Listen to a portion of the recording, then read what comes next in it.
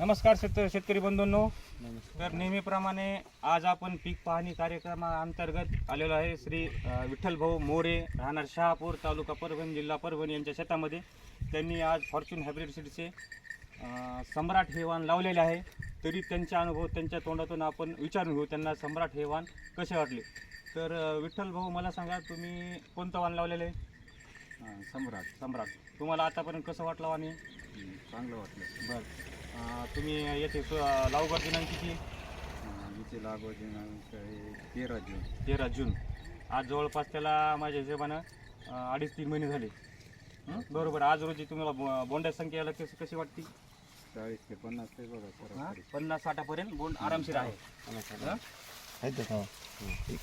तुम्ही पाहू शकता, एका फांदीला कमीत कमी 6 ते 7 बोंड येते.